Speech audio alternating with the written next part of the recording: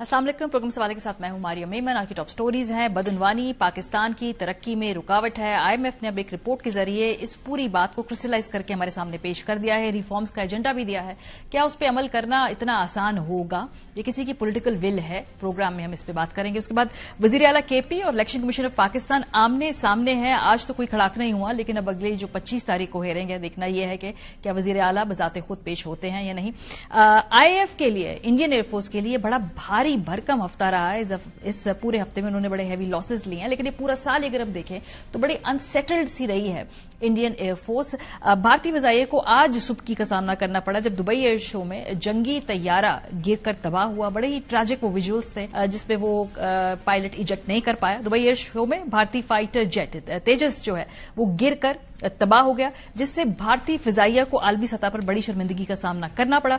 भारतीय media reports के मुताबिक fighter jet Dubai air show के आखिरी दिन दोपहर के डेमो के दौरान गिरकर तबाह हुआ, जिसमें पायलट की हलाकत की तस्दीक हुई है। मीडिया रिपोर्ट्स के मुताबिक तैयारा हादसे के वक्त दुबई एयर शो में बड़ी तादाद में लोग बैरूनी हिस्से में तैयारों के डिस्प्ले देखने के लिए मौजूद थे। हादसे के बाद शो को आर्जी तौर पर मुअत्तल करना पड़ा। इससे कबल दुबई एयर शो के दौरान भारतीय फाइटर जेट तेजस से तेल लीक होने की फुटेज भी वायरल थी। तेजस भारत में मुल्की सतह पर डिजाइन और तैयार किया गया एक लड़ाका तैयारा है, जिसे 2016 में भारतीय फिजाइया में शामिल किया गया। तेजस को डिजाइन और दीगर तकनीकी मसाइल का सामना रहा और एक वक्त में भारतीय बहरिया ने इसे ज्यादा वजनी होने की वजह से मुस्तरद भी कर दिया था। भारतीय मीडिया का कहना है कि मार्च 2024 में भी एक तेजस तैयारा राजस्थान में तरबियती परवाज के दौरान गिरकर तबाह हुआ था। भारतीय फिजाइया अपनी तेजी से कम होती स्क्वाड्रन तादाद को पूरा करने के लिए तेजस पर भारी इंहिसार कर रही है और उसके MK-1A वर्जन की मजीद डिलीवरीज का इंतजार भी किया जा रहा है। गुज़श्ता 30 साल में भारतीय फिजाइया को 550 से ज्यादा फिजाई हादसात का सामना करना पड़ा, जिनमें 150 से ज्यादा पायलट्स जान की बाजी हार चुके हैं। माहिरीन के मुताबिक भारतीय एविएशन के हालिया हादसात फिजाई निजाम की कमजोरियों, नाकिस पायलट तरबियत और SOPs की खिलाफ वर्जियों को नुमाया करते हैं। 14 नवंबर को भी हमने देखा कि सरहद पार से ऐसी ही खबर आई थी जब रियासत तमिलनाडु के शहर चेन्नई में PC-7 पायलट्स एक तैयारा है जो कि गिरकर तबाह हुआ था, लेकिन उसमें पायलट खुशकिस्मती से बच गया था। दुबई एयर शो में हमने देखा कि काफी हलचल रही। इंडियन एयरफोर्स के पायलट्स PF पवेलियन में भी आए, जहाज को भी देखते रहे, आपस में इंटरेक्शन भी होता रहा। भारतीय मीडिया में बड़ा इस बारे से बात की जाती रही कि भाई क्रिकेट तो खेलते नहीं है, लेकिन पायलट्स अगर वहां पर चले जाएं तो ये सब कुछ मुनासिब होता है। सो आज की इस खबर के साथ साथ जो बड़ी खबर है जो डोमेस्टिक लेवल पर सामने आई है वो ये है कि IMF ने करप्शन को रोकने का जो एजेंडा है वो क्या होना चाहिए है वो साफ साफ बता दिया है, एक ब्लूप्रिंट दे दिया है। अब उस पर अमल करना या ना करना ये पाकिस्तान की हुक्मरान जमातों का, जिनकी जिधर जिधर हुकूमत है उनका ये फर्ज है। IMF ने पाकिस्तान में मुसलसल बदनवानी के खदशात के पेश नजर हुकूमत से शफाफियत, एहतसाब और दयानतदारी के लिए फौरी तौर पर 15 निकाती इस्लाहाती एजेंडा शुरू करने का मुतालबा किया है। IMF के मुताबिक इन इस्लाहात से पाकिस्तान की मईशत 5 से 6.5% तक बेहतर हो सकती है और पाकिस्तान 5 साल में 6.5% तक GDP में इजाफा कर सकता है। रिपोर्ट में गवर्नेंस बेहतर करने के लिए शफाफ और वाज़ेह कवानीन लाने की सिफारिश की गई है। रिपोर्ट में अवाम को मालूमात तक आसान रसाई देने के लिए ओपन डेटा निजाम, पॉलिसी साजी में अवाम और कारोबारी तबके की शमूलियत बढ़ाने की सिफारिश की गई है। कारोबारी रेगुलेशन को आसान और मुकम्मल तौर पर डिजिटल बनाने की जरूरत पर भी जोर दिया गया है। रिपोर्ट में गैर मुल्की तजारत के ज़ाब्तों में बुनियादी इस्लाहात, निजी शोबे को ज्यादा अख्तियारात देने और हुकूमती मुदाखलत कम करने की सिफारिश है। रिपोर्ट में अहम सरकारी इदारों को हुकूमती ठेकों में खुसूसी मराद खत्म करने, हुकूमत के मालियाती इख्तियारात पर सख्त पार्लिमानी निगरानी की सिफारिश की गई है। इंसदादे बदनवानी इदारों में इस्लाहात की जरूरत पर जोर भी दिया गया है। यह भी कहा गया है कि जी ई सिस्टम बेहतर करें, 12 माह में गवर्नेंस को शुरू किया जाए। रिपोर्ट में मुतालबा है कि सरकारी खरीदारों में सरकारी इदारों को दी गई खुसूसी रियायतें खत्म की जाएं, अगले 12 माह के अंदर अंदर प्रोक्योरमेंट को लाजमी किया जाए। सो ये एक ब्लू प्रिंट हमारे सामने IMF ने दे दिया है। साथ साथ एक चार्जशीट भी है पाकिस्तान के लीड के खिलाफ कि भाई किस तरह से लीड कैप्चर के जरिए जानबूझ के लोगों को गरीब रखा जा रहा है। प्रोग्राम के पहले हिस्से में हमारे साथ मौजूद हैं शहबाज राना साहब, सेनेटर मायूम मोमन साहब, पाकिस्तान तहरीक इंसाफ से उनका ताल्लुक है, राना एहसान अफजल साहब, कोऑर्डिनेटर है वजीर आजम के PMLN से उनका ताल्लुक है। क्विकली आप दोनों की इजाजत से पहले अगर मैं शहबाज साहब चूंकि प्रोग्राम के शुरू में सिर्फ हमारे साथ मौजूद हैं, अगर उनसे पूछ ले। शहबाज साहब, मैं आपकी ट्वीट्स देख रही थी, ये तो हुकूमत को बाइंड कर दिया IMF ने, तो रिपोर्ट मंजर आम पर आ गई। कुछ चीजें हस्फ भी की हैं इसमें से जिसका आप जिक्र कर रहे थे, क्या क्या हस्फ किया इसमें से? मिस मारिया, आपने जो स्टार्ट लिया है वो बहुत ही मुश्किल सवाल से लिया है। जो चीज हज़फ हो गई है जिसको हुकूमत खुद बर्दाश्त नहीं कर सकती उसका पब्लिक होना, तो वो मेरे मुंह से ना ही जाए तो बेहतर है। ठीक है। बट इसमें एक चीज बड़ी इंपॉर्टेंट है یہ جو بھی چیزیں تھی یہ بڑی کریٹیکل تھی، اور ابھی جتنا شور پڑا ہوا اس رپورٹ کے آنے کے بعد اگر وہ والی چیزیں بھی جو اس میں سے نکالی گئی ہیں حکومت پاکستان کی درخواست کے اوپر اگر وہ بھی آ جاتی تو بہت زیادہ چیزیں جو ہے وہ بلو اپ ہو جاتی، جس کو شاید اس طریقے سے حکومت افورڈ نہ کر سکتی. اور کچھ عرصہ یہ بحث بھی ہوتی رہی ہے اور یہ بھی پتہ چلانے کی کوشش کی جاتی رہی ہے کہ آخر کیا پاکستان کی مجبوری تھی کہ پاکستان کی حکومت نے یہ from within the government ہی یہ ساری چیزیں تھی، ود ان دا اسٹیٹ ہی یہ ساری باتیں تھی کہ کیا ہماری مجبوریاں تھیں کہ ہم نے یہ کمٹ کر دیا کہ ہم نے یہ رپورٹ پبلک کرنی ہے، اور یہ ساری چیزیں اپنی جگہ پہ ہوتی رہی. بٹ اوور آل اگر دیکھا جائے یہ اسی لیے رپورٹ سامنے آ سکی ہے کیونکہ یہ جو $7 ارب کا جو قرض کا پروگرام ہے اس کی ایک شرائط میں سے ایک شرط یہ تھی، ڈیڈ لائن اس کی اینڈ آف جولائی تھی. 3 ماہ کی جو تاخیر ہوئی ہے اس میں کچھ تو جو حکومت کا کہنا اور جس کو IMF نے بھی انفارملی کنفرم کیا کہ کچھ تو اس میں فیکچوئل ایررز تھیں، ان فیکچوئل ایررز کو تو IMF نے جو ہے وہ فکس کیا، بٹ اس کے ساتھ کچھ گورنمنٹ آف پاکستان کی آبزرویشنز تھیں کہ کچھ چیزیں جو ہیں آؤٹ آف کانٹیکسٹ ہے اور کچھ ایسی چیزیں ہیں جو کہ اس رپورٹ کا حصہ نہیں بننی چاہیے تھی، وہ نکال دی گئی ہیں اس کے اندر سے. لیکن اس کی جو رپورٹ سامنے آئی خاص طور پہ جو ڈیٹیلز آئی ہیں کہ IMF اور پاکستان کی جو معاملات ہے نیگوسیشن ہے اس پہ اثر انداز تو نہیں ہوگا یہ؟ نہیں، اب جو چیز فائنل ایک شیپ میں سامنے آئی ہے اس کا مذاکرات کے اوپر اثر نہیں پڑے گا. ہاں یہ ضرور تھا کہ جب یہ ان کے ریویو کی ٹاکس ہو رہی تھی اس سٹیج کے اوپر حکومت پاکستان نے کہا تھا کہ ہم یہ جو ہے یہ رپورٹ جاری نہیں کر سکتے، آپ اس پہ ہمیں ریلیکسیشن اس شرط کے اوپر. تو اس کے اوپر IMF نہیں مانا تھا، انہوں نے اس کے اوپر بڑا ایک اسٹرانگ سٹانس لیا کہ اگر یہ رپورٹ جاری نہیں ہوگی تو پھر اگلا قرضے کی جو کیس تھا وہ بھی پھر جاری نہیں ہوگی. اور شرط یہ رکھی گئی تھی کہ IMF کے بورڈ کا جو اجلاس ہوگا جس میں یہ 2 قرضوں کے جو اقساط ہے وہ منظور ہونی ہے $1.2 بلین کی، اس سے پہلے یہ رپورٹ جاری ہوگی. تو یہ جو اب ورژن سامنے آیا ہے یہ فائنل ورژن ہے اور میرا نہیں خیال اس میں کوئی ایسا ایشو ہے. بٹ ایک چیز ضرور ہو سکتی ہے مستقبل میں جا کے، ابھی تو اس کی جو سفارشات ہے وہ بائنڈنگ نہیں ہے پاکستان کے اوپر، but in future it is possible کہ اگر کوئی نیا پاکستان کوئی جو پروگرام سائن کرتا ہے کبھی ہمیں لینا پڑ سکتا ہے پروگرام. ویسے تو حکومت کہہ رہی ہے اس کو نئے پروگرام کی ضرورت نہیں ہے، تو اس میں سے کچھ چیزیں جو ہیں وہ اس کا حصہ بن سکتی ہیں اور کچھ چیزیں اس پروگرام کا حصہ بھی بن سکتی ہیں لیٹر سٹیج کے اوپر. صحیح.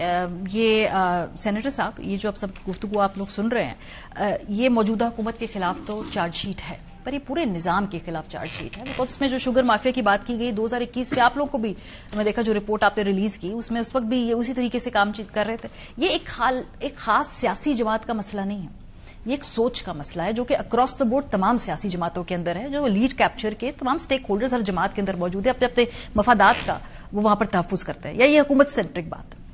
بسم اللہ الرحمن الرحیم. یا کا نعبد و یا کا نستعین. دیکھیں ماریہ جی، آپ نے جو بات کی ہے نا جس کو ہم عام فہم میں کہتے ہیں 16 میں درست ہے. پاکستان کی politics is elite captured. Elite captured کا مطلب کیا ہے؟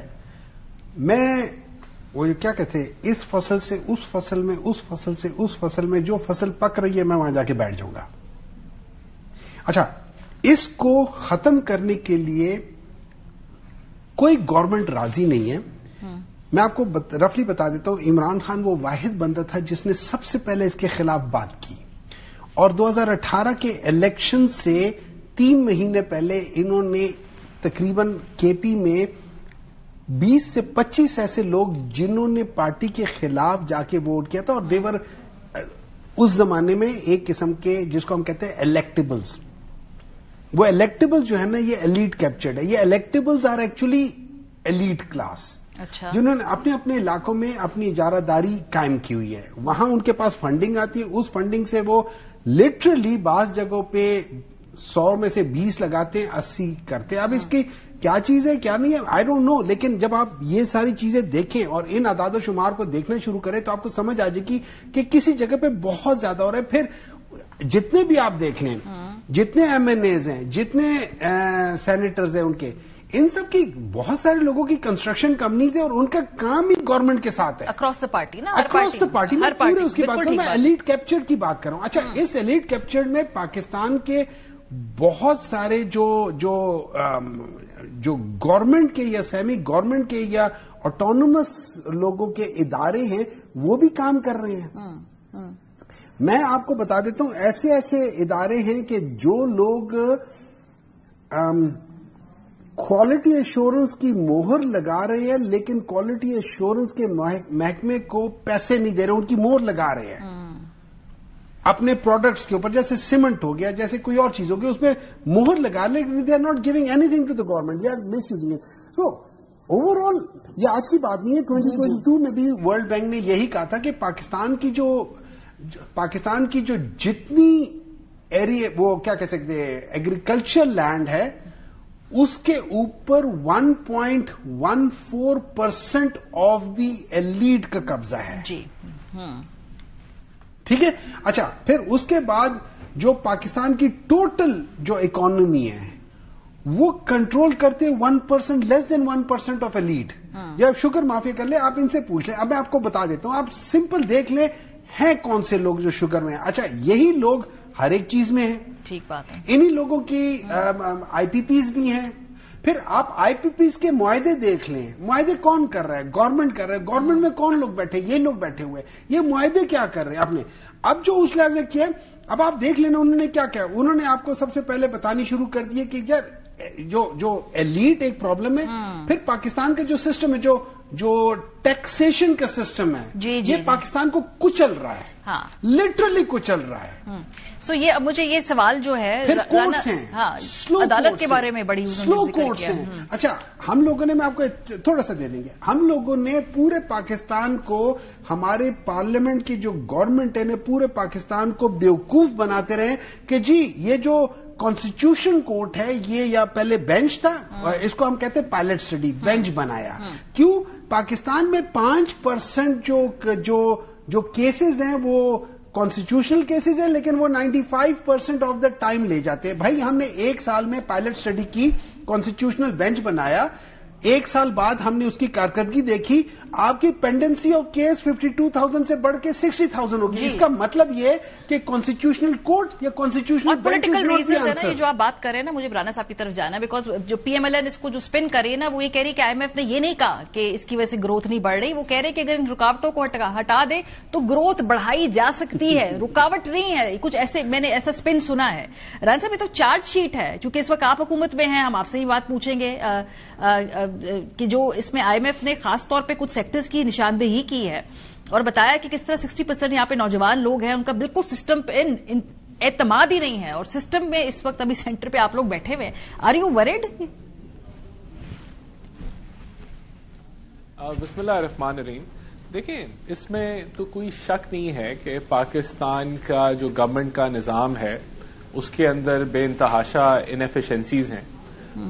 اب آپ دیکھیں کہ 18ویں ترمیم ہوئے 2010 کو, غالباً 2010 میں 18ویں ترمیم ہوئی تھی.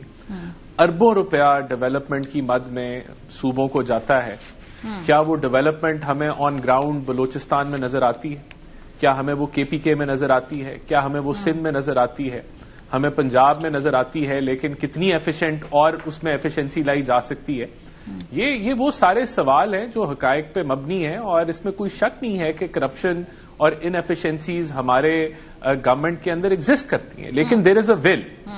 اس حکومت نے یہ جو ڈائگنوسس ہوا ہے, یہ جو ڈائگنوسٹک آیا ہے گورننس اور کرپشن کے اوپر, یہ والنٹری IMF نے اس کو کیا, اور ہم نے کوئی 100 سے زائد میٹنگز مختلف انسٹیٹیوٹس کے ساتھ IMF کو کر کے دی, ان کو ہم نے فیسیلیٹیٹ کیا. اب بالکل اس کے اندر کوئی شک نہیں ہے کہ کرپشن ہیمپر کرتی ہے گروتھ کو, اس میں وی شوڈ ایکسپٹ اٹ. لیکن پہلے اب یہ ڈائگنوسز آیا, حکومت کی والنٹری ول سے آیا, اور انہوں نے ریکگنائز کیا IMF نے اس رپورٹ میں کہ حکومت کی کیپیسٹی ہے ٹو ریفارم, اور ریفارم حکومت کر چکی ہے. اگر ہم اسٹیٹ بینک کی انڈیپینڈنس کی بات کریں, اگر ہم SOE لا کی بات کریں, اگر ہم بزنس انوائرمنٹ کے اندر جو ریگولیٹری گلوٹین جو کی ہے ریگولیشنز کی, اس کی بات کریں, تو یہ سارا کچھ ہم کر رہے ہیں. FBR کو ریفارم کیا جا رہا ہے. تو بالکل ایک تو اکنالجمنٹ ہے کہ یہ حقیقت ہے, یہ پرابلمز ہیں, اور اگر اب ان پرابلمز کو حل کرتے ہیں تو اس کی کیپیسٹی وفاق نے دکھائی. اب میں آپ کو مثال دیتا ہوں نا جی. اب گورننس جو ہے, پہلے یہ فائلیں جو تھیں ہفتہ 2 ہفتے یہ ڈیلے پہ تھی, لیکن پرائم منسٹر شہباز شریف نے ابھی پوری جو فیڈرل گورنمنٹ ہے وہ آفس کے اوپر چل رہی ہے, اور کوئی فائلز میں ڈیلے نہیں ہے, اور ڈیجیٹلائز ہو گیا ہے میکنزم فائلز کا. اسی طرح ای پروکیورمنٹ جو ہے وہ آلریڈی انشور ہم کر چکے ہیں. یہ 15 نکات کا حصہ ہے یہ جو ریکمنڈیشنز آئی ہیں. اب اسی طرح ٹیکس سمپلیفیکیشن اسٹریٹجی کی بات کی گئی ہے. We are on it. Restructure F P R ہم وہ کرنا چاہ رہے ہیں. مینڈیٹ ای پروکیورمنٹ میں نے آپ کو بتایا آلریڈی ہم کر چکے ہیں. Eliminate S O E preference, یہ ساری چیزیں جو ہیں they are already on our agenda اور ہم اسی طرف بڑھ رہے ہیں. تو میں سمجھتا ہوں کہ جو پرابلمز ہیں وہ ان کو ماننا چاہیے کہ وہ ہیں. کرپشن ہے, لابیز ہیں, یہ سب کچھ ہے صوبوں. اب دیکھیں ایشو کیا ہے.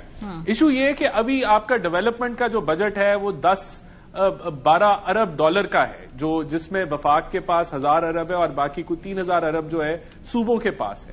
کتنا ایفیشنٹلی وہ اسپینڈ ہوتا ہے. اصل تو یہ ہے نا وہ جو ایکسیس پیسہ ہے جو عوام کی فلاح کے لیے لگانا ہے, اگر وہ ٹرکل ڈاؤن ہو ہی نہیں رہا اس کا امپیکٹ, تو ڈیفینیٹلی ہمیں ان چیزوں کو بہتر کرنا ہے. اور میں سمجھتا ہوں وی آر آن اٹ. اور یہ پوٹینشیل آئیڈینٹیفائی ہوا ہے جس کو ہم ان لاک کریں گے. ہمارے پاس ٹائم ہے, ابھی 3.5 سال اس حکومت کے پاس موجود ہیں. اس کے اندر ہم کرپشن کے اوپر قابو کریں گے, گورننس کو بہتر کریں گے, اور یہ جو ڈائگنوسز ہے یہ ہیلپ کرے گا ہمیں چیزوں کو بہتری کی طرف لے جانے. جی شہباز صاحب, یہ جو حکومت کی آپٹمزم ہے کہ اس میں سے بہت سارے اقدامات ہم نے کر لیے ہیں, باقی ہم کرنے جا رہے ہیں, باقی ہمارے ایجنڈے کو مطلب آپ ٹیکسیشن کو ہی لے رہے ہیں, وہ تو میں بچپن سے سن رہے ٹیکس کا نظام میں ریفارم ہو رہا ہے. شاید اللہ کرے کہ آئی ایم ایف نے چونکہ بہت سخت شرائط رکھ دی ہیں تو ہو جائے وہ ٹیکس کا سسٹم ریفارم. ایجنڈے پہ تو یہ چیزیں ہر حکومت کہتی ہے ہمارے ہے.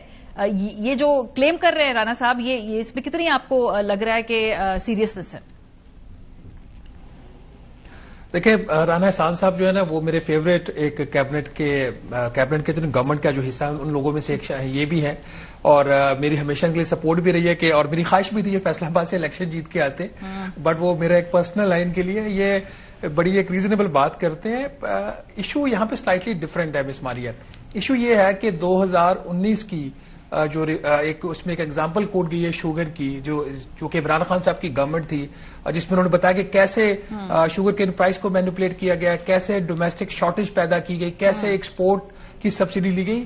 وہ چیزیں 2024 میں وزیر اعظم شہباز شریف صاحب کی حکومت میں بھی ہوئی ہیں.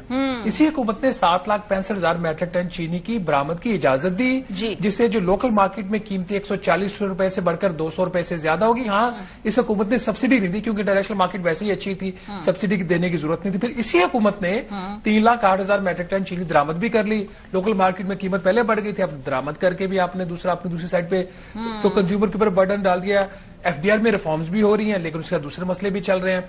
اس رپورٹ کے اندر کچھ ایسے کامنٹس بھی ہیں جو ابھی شاید اس طریقے سے ہائی لائٹ نہیں ہوئے, جو ریفلیکٹ کرتا ہے کہ جو پریکٹسز ماضی میں تھی وہ آج بھی ہیں. صحیح. تو یہ ایجنڈا ہونا, اس ایجنڈے کو آگے لے کے چلنا. ایک چیز پہ میں ضرور رانا صاحب کی اتفاق کرتا ہوں کہ یہ جو ایف بی آر کی اصلاحات ہیں یہ وزیر اعظم شہباز شریف صاحب کے ٹاپ ایجنڈا میں شامل ہیں, اور ہفتے میں کم از کم ایک میٹنگ, اگر نہ ہو تو 2 ہفتوں میں ایک میٹنگ وہ کر لیتے ہیں. ویسے تو ہر ہفتے وہ ایک میٹنگ کر رہے ہوتے ہیں, بٹ کیا وہ چیزیں نیچے ٹرانسلیٹ ہو رہی ہیں؟ کیا اس کی وجہ سے ایف بی آر کی ایفیشنسی میں بہتری آئی؟ کیا اس کی وجہ سے جو کرپشن ہے وہ کم ہوئی؟ کیا پولیس کے اندر ایسی اصلاحات ہوئی؟ کیا جوڈیشری کے اندر ایسی اصلاحات ہوئی؟ کیونکہ ٹاپ ایجنڈا کی بات ہو رہی ہے نا. تو 3 چیزیں جو ہائی لائٹ کی ہیں انٹرنیشنل مانیٹری فنڈ نے 3 اداروں کو یا 3 ایشوز کو, جو پبلک پرسپشن اور جو نیشنل سرویز ہوئے اس کی بیس کے اوپر, کیونکہ آئی ایم ایف نے کوئی سروے تو نہیں کیا تھا, اس میں جو چیز وہ کہہ رہے ہیں ٹاپ کے اوپر وہ جوڈیشری ہے, دوسری وہ بات پولیس کی کر رہے ہیں, تیسری وہ پبلک پروکیورمنٹ کی بات کر رہے ہیں. اب پبلک پروکیورمنٹ میں جو ابھی رانا صاحب فرما رہے ہیں کہ ہم ای پروکیورمنٹ کی طرف جا رہے ہیں, آپ ای پروکیورمنٹ کی طرف جائیے جدھر بھی جائے. جب آپ کی حکومت نے یا آپ سے پہلے کی حکومت نے, وفاقی حکومت کی بات ہو رہی ہے کیونکہ اس رپورٹ کو صرف ایک حکومت کے کانٹیکس میں نہیں دیکھنا چاہیے. جی تو جب وفاقی حکومت نے بہت سارے اداروں کو ایگزمپٹ کر دیا کہ وہ اس کی جو کمپیریٹو پروسیس میں حصہ ہی نہیں لے سکتے, بغیر ان کو کمپیریٹو پروسیس میں حصہ دیے ہوئے, ان کو لیے ہوئے, ان کو جب آپ ٹھیکے دے دیں گے تو آپ کی ٹرانسپیرنسی کیسی ہے کہ کرپشن کیسے کم ہوگی, یہ مجھے سمجھ نہیں آ رہی. تو بالکل ٹھیک بات آپ نے بھی کہی اور رانا صاحب نے کہی, ول ضرور ہے, وہ ول جو ہے ایکشن میں جب ٹرانسلیٹ ہوگی تب ہم کہیں گے ہاں واقعی اس حکومت نے جو کرپشن کو روکنے کی سنجیدہ کوشش کی. بالکل ٹھیک ہے. اور سینٹر صاحب میرا خیال تھا کہ جس دن یہ رپورٹ آئے گی تحریک انصاف دھواں دھار ایک اپوزیشن کا رول ادا کرتے ہوئے ٹف ٹائم دے گی حکومت کو. جتنے نکات شہباز رانا صاحب نے اس وقت اٹھائے, میں کوئی پریس کانفرنس سے, کوئی وائٹ پیپر, کوئی ذرا حکومت کو بیک فٹ پہ تو آپ لوگ کریں. آپ کے شاید اپنے سروائیول کے اتنے مسائل ہیں کہ سروائیول کی بات نہیں ہے. جو ابھی بات بھی ہوئی ہے, انہوں نے شہباز صاحب نے بات کی ہے. دیکھیں دا پرابلم لائز ان دی جو بیسک پرابلم ہے, انڈر لائن پرابلم ہے, وہ پاکستان کی جس طریقے سے جوڈیشری کو تباہ کر دیا گیا، یہ جوڈیشری تباہ ہوئی تھی اور جو رہتی تھی اس کو تباہ کر دیا ہے. آپ اپنے مطلب کے ججز لا رہے ہیں، آپ اپنے مطلب کے فیصلے لا رہے ہیں. دس از دا بیسک. باقی سائن اینڈ سمٹمز ہوتے ہیں. سائن اینڈ سمٹم ہے کہ اگر ایک کرپشن ہوتی ہے. اب نیب والے جو ہیں وہ کہتے ہیں کہ ہم لوگوں نے 5.3 ٹریلین ہم لوگوں نے ریکور کیے. 5.3 ٹریلین کتنے میں سے ریکور کیا ہے؟ آپ نے 60 ٹریلین میں سے 5.3 ٹریلین ریکور کر لیے. تو that is not something to be proud of. That is something to be ashamed of because you could not recover the rest of the 95%. آپ اس لحاظ سے دیکھیں. اچھا پھر انہوں نے دیکھیں، انہوں نے بیسک اسٹرکچر کو، انہوں نے SIFC کے اوپر کوشچن مارک کیا. Not only in its existence کہ اس کو بنایا کیوں ہے، بلکہ اس کی کارکردگی ایز ہے. ابھی انہوں نے بات کی ہے یہ جو ہم ٹھیکے دے دیتے ہیں ایسی گورنمنٹ کے اداروں کو جو کمپیٹیٹو پروسیس نہیں، جیسے NLC وغیرہ ہے، وہاں پہ آپ دیتے. اچھا NLC کیا کرتے ہیں؟ وہ کانٹریکٹ لے کے اس کے بعد وہی کانٹریکٹ آگے سب لیز کر دیتا ہے انہی لوگوں کو جو باقی پرائیویٹ ادارے ہیں. دیکھیں اب اس میں اس کے وہ کیا ہوتے ہیں سمٹمز میں بتا دیتا ہوں. سمٹمز کیا ہو جاتے ہیں کہ پچھلے 4 سالوں میں جو ہم لوگوں نے پاورٹی 18% تک لے آئے تھے، 21% سے 2018 سے 22 تک ہم لے آئے تھے، وہ واپس تقریباً 50 تک پہنچ گئی ہے. پاورٹی تباہ ہو گئی. اچھا ابھی وہ شوگر کی بات کر رہے تھے. آپ کو پتہ ہے ہمارے زمانے میں 130 روپے کی شوگر تھی، یا سوری سال پہلے جو ہے نا 130 روپے کی شوگر تھی، اور یہ گنا جو لے رہے تھے ان سے کاشتکاروں سے وہ 450 روپے کی لے رہے تھے. آج 234 روپے کا شوگر ہے اور یہ 400 روپے کا گنا اٹھا رہے ہیں. یہ دیکھ لیں کہ کس قسم کی وہ چیز ہے. ایک اور چیز یہ آپ کو بات کہہ رہا ہوں نا، اس کی ایک اور وجہ دیکھیں. آپ دیکھیں اپوزیشن کے کرنے کی باتیں کرنے کے کام ہے جو آپ کر رہے ہیں، آپ کی قیادت کے اٹھانے کی ایشوز ہیں. اس وقت آپ کا جو کرنٹ اکاؤنٹ ڈیفیسٹ ہے وہ تقریباً $733 ملین سے بڑھ کر وہ تقریباً کدھر تک چلا گیا؟ آلموسٹ 206 ملین ڈالر سے بڑھ کے $733 ملین پہ چڑھ گیا آپ کا کرنٹ اکاؤنٹ ڈیفیسٹ. اچھا آپ کا جو پہلے سرپلس تھا وہ $83 ملین سرپلس تھا، وہ ڈیفیسٹ میں چلا گیا انٹو $112 ملین.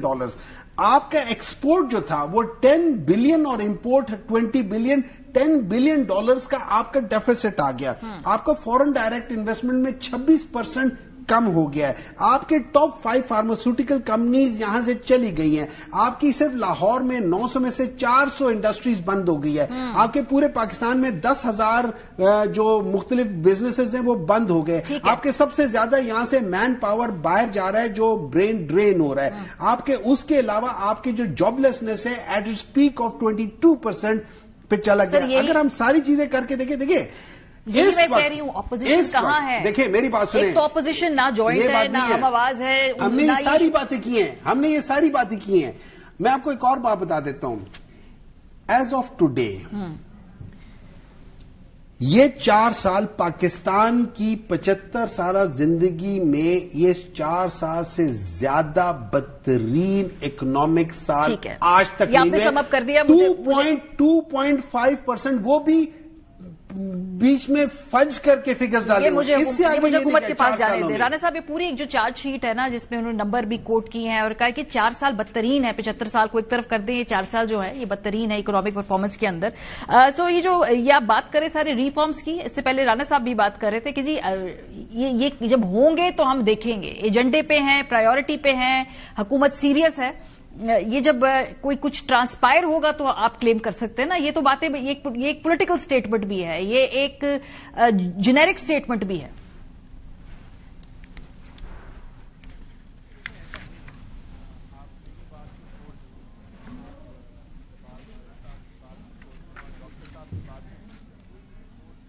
ایک سے رانا صاحب آپ کی آواز جو ہے ہم اس کو فکس کر لیتے ہیں. آپ کا مائک جو ہے یہاں پر اس کو ہم فکس کر لیتے.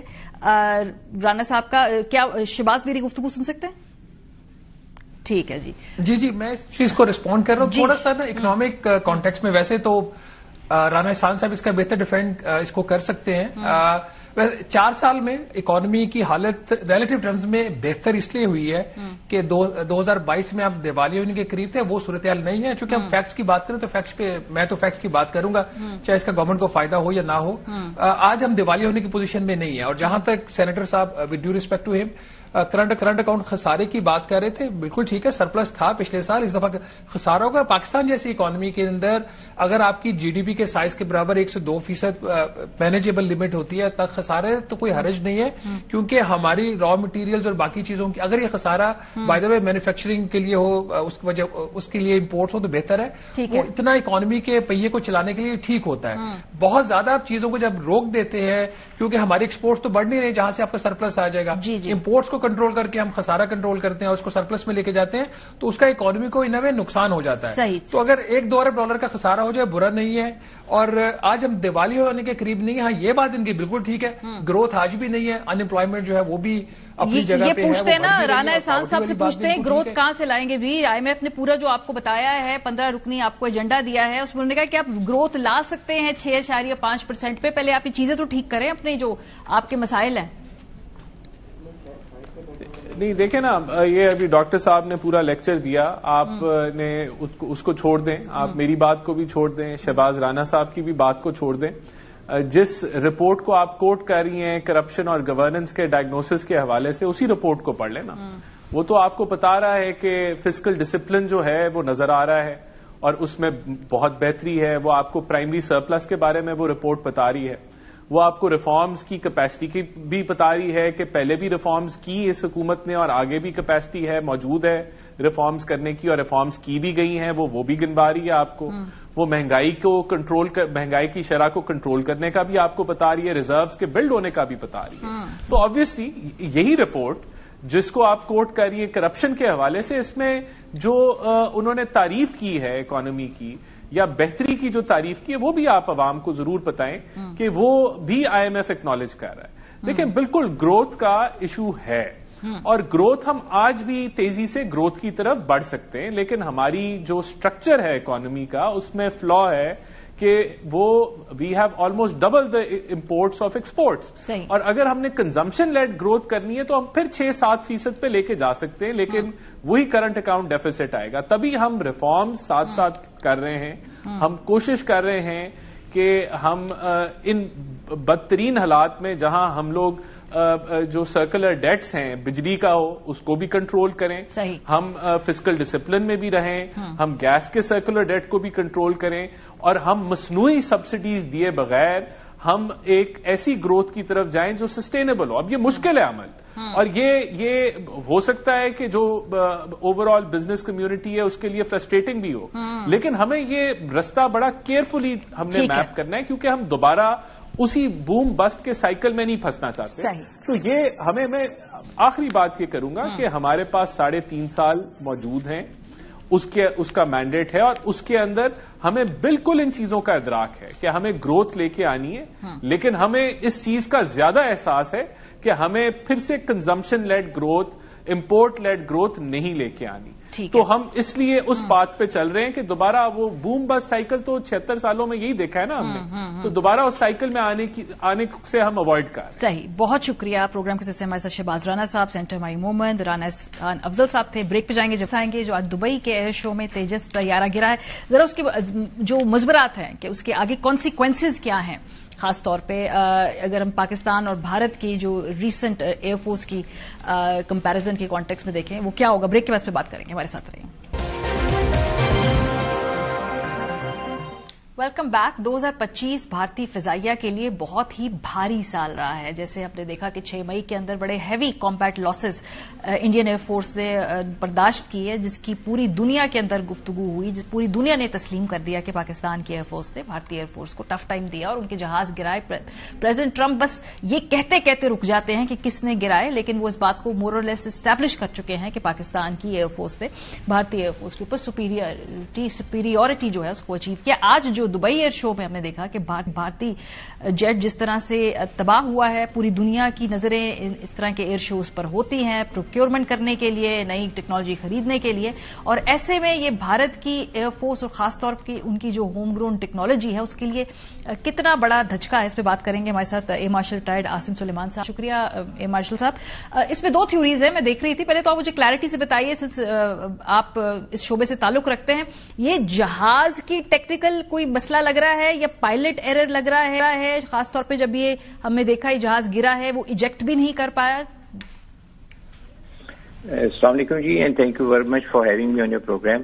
देखिए जी, जिस वक्त कोई क्रैश होता है तो उसकी दो वजूहत होती हैं, या तो कोई पायलट एरर होता है या कोई टेक्निकल एरर होता है। इस सिलसिले में एक छोटी सी मैं आपको बैकग्राउंड बता दूं कि कुछ दिन पहले इस जहाज के अंदर कोई प्रॉब्लम आई थी, प्रॉब्ली फ्यूल लीक था या कोई और एनॉमली थी, और इनके एयर चीफ की एक स्टेटमेंट आई थी कुछ अर्सा पहले कि जी जो HAL की जो जहाज प्रोड्यूस होते हैं उनकी इतनी हाई क्वालिटी नहीं होती है और वो तसल्ली बख्श नहीं है हमारी एयरफोर्स के लिए, और ये हमारी ऑपरेशनलाइजेशन को भी इफेक्ट कर रहे हैं। तो ये अगर आप बैकग्राउंड देखें तो मुझे तो लगता है कि जी most probably it must be some technical problem, क्योंकि नॉर्मली इस तरह के एयर शोज के लिए जो पायलट्स होते हैं वो बड़े मंजे हुए होते हैं, उनका बड़ा एक्सपीरियंस होता है और उनको ये चीज पता होती है कि लॉट इज एट स्टेक, आपकी जो है एयरफोर्स का नाम एट स्टेक है, आपकी aviation industry totally at stake है। तो मेरा तो नहीं ख्याल कि पायलट का इसमें फिलहाल कोई लगता है एरर। कई चीजें हो सकती हैं जी, कंट्रोल का प्रॉब्लम हो सकता है, कोई हाइड्रोलिक का प्रॉब्लम हो सकता है, या कोई और किसी सिस्टम फेलियर का प्रॉब्लम हो सकता है, लेकिन अभी कोई चीज आप वसूख से नहीं कह सकते। उसका रीजन ये है कि अगर जब तक इन्वेस्टिगेशन नहीं होगी उस वक्त तक फैक्ट सामने नहीं आएंगे, तो आप पायलट पे भी नहीं डाल सकते और आप इसके टेक्निकल इश्यूज पे भी नहीं डाल सकते। लेकिन definitely there is an issue in India on the quality and the standards which they produce, और इसका concerns तो उनके ए चीफ खुद बता चुके हैं कि जी हमारे यहाँ HAL की परफॉर्मेंस बहुत खराब है और उसकी वजह से मेरी ऑपरेशनलाइजेशन भी जो है वो अफेक्ट हो रही है। तो all in all if we look at it तो most probably it will drive down to low quality and some technical issue. ये जो इस तरह के एयर शोज होते हैं, लोगों को तो खैर हम इस खाली वो स्पेक्टिकल नजर आ रहा होता है, बिहाइंड द सीन्स क्या होता है? अगर मैं आपसे पूछूं कि प्रोक्योरमेंट के हवाले से टेक्नोलॉजी को ऑब्जर्व करना, टेस्ट करना, इसके अलावा ये तय करना कि कौन सा मुल्क किस टेक्नोलॉजी को किसके ऊपर फौकियत देना हो, तो इस तरह के एयर शोज का स्टेक्स क्या होते हैं? जी स्टेक्स आर वेरी हाई। इसके अंदर तो आप देखें जी कि you are representing your country, your country's aviation industry, you are projecting your air force, your professionalism. ये मैं तो कहता हूं कि from air force point of view everything is at stake for a country जब आप अपने आप को रिप्रेजेंट करते हैं जाके किसी एयर शो के ऊपर। अब आप देखें कि ये जो एयर शो था इसके ऊपर पाकिस्तान का भी जहाज गया हुआ है और JF-17 की वहां बड़ी धूमें हैं कि जी बहुत जबरदस्त वहां पे क्राउड पुलर है। JF-17 people are enjoying seeing it, it is a war proven machine. इसने परफॉर्म किया मई की वॉर में और उसके अंदर उसने अपना नाम कमाया। अब ये भी एक प्रेशर होता है पाकिस्तान और इंडिया कंटिंजेंट जहां पे ऑपरेट करें इन टैंडम, तो फिर उसमें इसी तरह ही होता है कि जी JF-17 को इतनी फौकियत दी जा रही है, पीपल आर अप्रिशिएटिंग JF-17, और हमने तेजास को भी उसी लेवल पे लाना है क्योंकि तेजास तो अभी तक it's not war proven, it has not phloem a single combat सॉर्टी, तो अभी तो वो सिर्फ एयर शो की हद तक ही है, तो उनकी तो परफॉर्मेंस सारी एयर शो के ऊपर ही देखी जाएगी ना। तो वो तो अभी तेजाज ने तो यहीं से अपना डेब्यू बनाना था और वो जो है उस बेचारे का डेब्यू उधर ही खत्म हो गया। अब it is very unfortunate that the pilot has passed away और I feel you know sympathetic for his family and he himself because human life has been lost. Or for me, and if an Indian is there, if it's an air combat, I won't bother about for having any sympathy. But अगर वो neutral جگہ کے اوپر اس بیچارے کا crash ہوا تو وہ تو ہماری سمپتھی اس کے پاس جانی چاہیے. Especially being a pilot I will have sympathy for him. اور یہ ایک جو ہیومن ایلیمنٹ ہے فائٹر پائلٹس کا فار فائٹر پائلٹس. اور and then he was operating in extreme circumstances کیونکہ it is a very high stress environment for a pilot to operate in the aerobatics and an air show. تو اس میں آپ دیکھیں کہ India کے یہاں پہ stakes بہت ہائی تھے which they have lost. اور انہوں نے especially they have lost the market for the tejas for the near future. I don't think so they have کہ وہ اس سے ریکور کر پائیں گے. بہت شکریہ مارشل صاحب. جیسے آپ نے کہا نا کہ اس میں خاص طور پہ اس کی خاندان والے اس کے بچوں کے لیے بڑی تکلیف دہ بات ہوگی کیونکہ یہ بات ہوگی کیونکہ یہ امیج ہمیشہ کے لیے کیپچر ہو گیا ہے اور وہ شاید اس ٹراما سے کبھی بھی نہ نکلنا پائیں. بریک پہ جائیں گے, جب واپس آئیں گے کلوزنگ نوٹ ہوگا ہمارا. جی ہمارے ساتھ رہیے. Welcome back. جی آئی ایم ایف کی جانب سے جو ریفارم ایجنڈا کی رپورٹ تھی جسے حکومت 3 مہینے سے ریلیز نہیں کر رہی تھی, بہرحال چونکہ وہ آئی ایم ایف کے ساتھ ان کا معاہدہ تھا کہ اس کو اگلی قسط سے اگلی نیگوسیشن کے عمل سے پہلے ریلیز کرنا ہے, تو مرتا کیا نہ کرتا حکومت کو یہ ریلیز کرنی پڑی. اس رپورٹ کو اگر ہم دیکھیں معاشی ماہرین کی نظر سے تو وہ کیا سمجھتے ہیں, ذرا ملاحظہ کیجیے. یہ بہت ہی مختلف کام ہوا ہے آئی ایم ایف کی طرف سے. آئی ایم ایف نے شاید پہلی دفعہ کام کیا ہے, بہت سے ملکوں میں اس طرح کا کام نہیں ہوا ہے. تو اب اس کی امپلیکیشنز کیا ہیں اس پر ہمیں غور کرنا ہی پڑے گا. رپورٹ یہ کہہ رہی ہے کہ پاکستان کے اندر جو ثواب دیدی اختیارات ہیں وہ بہت زیادہ ہے اور اکاؤنٹیبلٹی ہے نہیں. تو ہوتا کیا ہے کہ جب ڈسکریشنری اتھارٹی ثواب دیدی اختیارات بہت زیادہ ہوں اور اکاؤنٹیبلٹی نہ ہو تو پھر نتیجہ نکلتا ہے کرپشن. کسی ایک حکومت کی بات نہیں ہے. کرپشن جو پاکستان میں انڈیمک ہے اور انسٹیٹیوشنلائز ہو گئی ہے, کسی ایک حکومت کی بات نہیں, یہ حکومتوں کی بات ہے. اسی لیے میں سمجھتا ہوں کہ ہمیں نظام کی تبدیلی کی ضرورت ہے. اور تھاٹ پروسیس کیا ہے جی, پی ایم ایل این اس رپورٹ کو کیسے پرسیو کر رہی ہوگی, اس کی چھوٹی سی جھلک ہم آپ کو احسن اقبال صاحب کے بیان کے ذریعے سنواتے ہیں. 2022 میں جب کرپشن کا بیانیے کے بارے میں بہت بات کیا کرتے تھے عمران خان صاحب, تو اس وقت پی ایم ایل این کی یہ چونکہ روح رواں ہے اس طرح کی پالیسیز کو کنسٹرکٹ کرنے میں, تو احسن اقبال صاحب کیا سمجھتے تھے, ذرا سنیے. اسی برے صغیر کے ہم جیسے ہی لوگ ہیں اور کوئی ان میں زیادہ فرق نہیں ہے. اور میں آپ کو یہ بات بھی دعوے سے کہہ سکتا ہوں کہ میں نے اس بات کا مشاہدہ کیا ہے ان ممالک کو دیکھ کے کہ اگر ان ممالک میں پاکستان سے کرپشن زیادہ نہیں ہے تو کسی بھی لحاظ سے کم بھی نہیں ہے, لیکن اس کے باوجود وہ ہمیں پیچھے چھوڑ گئے. آپ کو میں دنیا میں بہت سے ممالک گنا سکتا ہوں کہ جنہوں نے ہماری جتنی کرپشن کے باوجود ترقی کر لی ہے. پروگرام کا وقت ختم ہو گیا. اپنا فیڈ بیک دینا مت بھولیے گا. خیال رکھیے. خدا حافظ.